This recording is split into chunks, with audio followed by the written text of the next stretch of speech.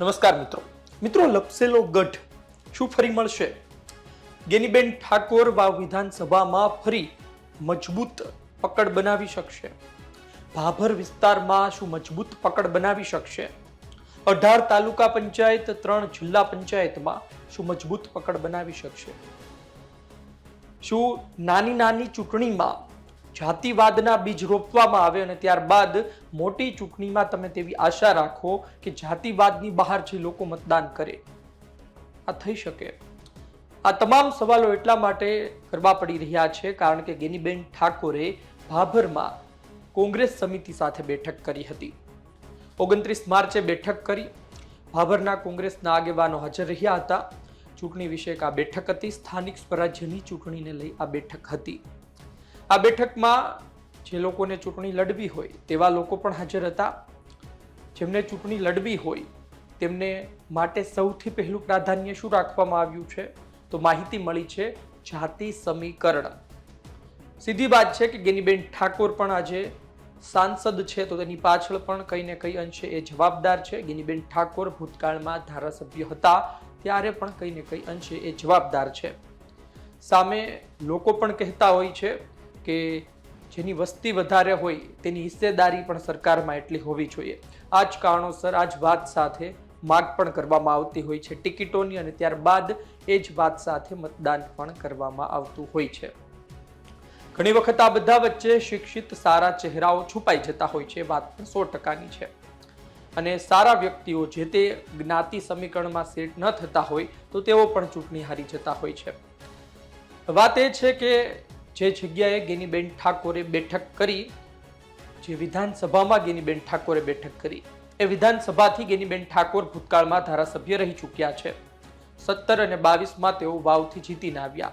17માં એમણે શંકરભાઈ ચૌધરીને આજે જે થરાદથી ધારાસભ્ય છે એમને હરાવ્યા હતા અને 2012માં આજ વાવ વિધાનસભાથી શંકરભાઈ ચૌધરી ધારાસભ્ય હતા.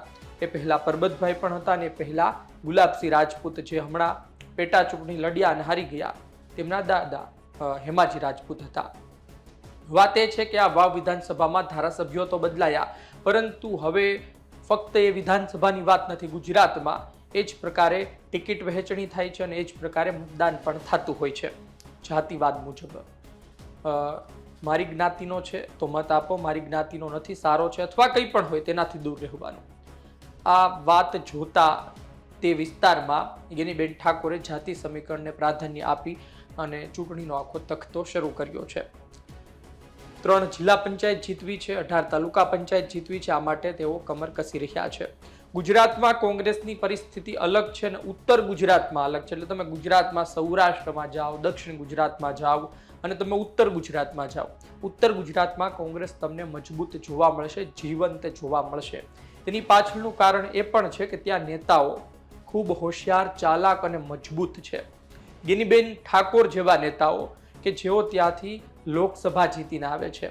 આ જ કારણોસર તેની જવાબદારી એ પણ બને કે વિસ્તારમાં પકડ જાળવી રાખવી. 2027ની ચૂંટણી પછી આવશે પહેલા સેમીફાઇનલ છે.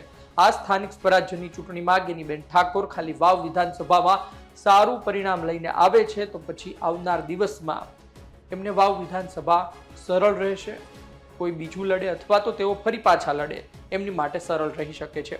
ગેનીબેન ઠાકોર મહેનત કરી રહ્યા છે પરંતુ આ જે ભાભર છે, જે જગ્યાએ તેમણે સભા કરી એ જ ભાભર છે કે જેણે ગુલાબસિંહ રાજપૂતને ગાંધીનગર પહોંચતા અટકાવ્યા છે. ગુલાબસિંહ રાજપૂતે ગામડે ગામડે સભાઓ કરી, સ્વરૂપજી ઠાકોરે પણ સભાઓ કરી. ભારતીય જનતા પાર્ટીના મંત્રીઓ વાવની પેટા ચૂંટણીમાં ગલીએ ગલીએ આટા મારતા હતા, સામાજિક સમીકરણ સેટ કરતા હતા, બેઠકો કરતા હતા અને ગુલાબસિંહ રાજપૂત, ગેનીબેન ઠાકોર પણ મહેનત કરતા હતા. વાત એવી હતી કે ગેનીબેન ઠાકોરના કહેવાથી ઠાકોર સમાજ પણ ગુલાબસિંહ રાજપૂતને મોટા પ્રમાણમાં મત આપશે. તો સામે અલ્પેશ ઠાકોર પણ મેદાન આવ્યા અને જે ચૂંટણી લડતા હતા એ સ્વરૂપજી ઠાકોર પોતે ઠાકોર હતા. વાવ સુઈ ગામમાં ગુલાબસિંહ રાજપૂતને ભારી લીડ મળે છે પરંતુ ભાભર આવતા ગુલાબસિંહ રાજપૂત પાછળ જવા લાગે છે અને ભાભરે સ્વરૂપજી ઠાકોરને વધાવી લીધા અને અમુક હજાર એટલે 1000 આજુબાજુની ખૂબ પાતળી સરસાઈથી સ્વરૂપજી ઠાકોર જીતી જાય છે. હવે આ ભાભર શું ગેનીબેન ઠાકોરના હાથમાંથી લપસી ગયું છે એવું કહેતા પહેલા પણ આપણે ખૂબ વિચારવું પડે, કારણ કે અંતે તો ત્યારે પણ જાતિ સમીકરણ જ ચાલ્યું હતું. એટલે કે સ્વરૂપજી ઠાકોર તરફ ઠાકોર સમાજના મત રહ્યા અને અંતે ગુલાબસિંહ હારી ગયા. ઘણા લોકોએ તે પણ કહ્યું કે ગેનીબેન ઠાકોરનું ચાલ્યું નહીં, પરંતુ ગેનીબેન ઠાકોર જીત્યા તેમાં પણ આ જ સમીકરણ હતું અને સમીકરણ જાળવી રાખવા માટે લાગે છે કે ત્યાંના આગેવાનો પણ ઈચ્છતા હોય. હવે આ ભાભરમાં ગેનીબેન ઠાકોર સભાઓ કરી રહ્યા છે. ગેનીબેન ઠાકોર ફરી મજબૂતાઈ પ્રાપ્ત કરશે. આવનાર દિવસમાં જોઈએ છીએ શું થાય છે. બનાસકાંઠા જિલ્લો કોંગ્રેસ માટે મહત્વનો છે અને તેમાં વાવ વિધાનસભા અતિ મહત્વની છે. ગેનીબેન ઠાકોર પાસે હતી, આજે ભાજપ પાસે છે, સ્વરૂપજી ઠાકોર પાસે છે. આવનાર દિવસમાં ચૂંટણી જો આવે છે, આવનાર દિવસમાં ફરી કઈ નવા જૂની થાય છે તો જોવા જેવી થશે. આપનું શું કહેવું છે કોમેન્ટ બોક્સમાં જરૂરથી લખજો. આપ શું વિચારો છો? શું સ્થાનિક સ્વરાજ્યની ચૂંટણીમાં ગેનીબેન ઠાકોર મજબૂત પકડ મેળવી શકશે? જે પહેલા એમની મહેનત હતી, રંગ લાવતી હતી, પરિણામ મળતું હતું, એ જ પ્રકારે ફરી એક વખત રિઝલ્ટ મળશે એ પરિસ્થિતિ વચ્ચે કે પેટા ચૂંટણી તેઓ હારી ચૂક્યા છે? આપનો અભિપ્રાય કોમેન્ટ બોક્સમાં લખજો. આપ શું વિચારો છો? ધન્યવાદ.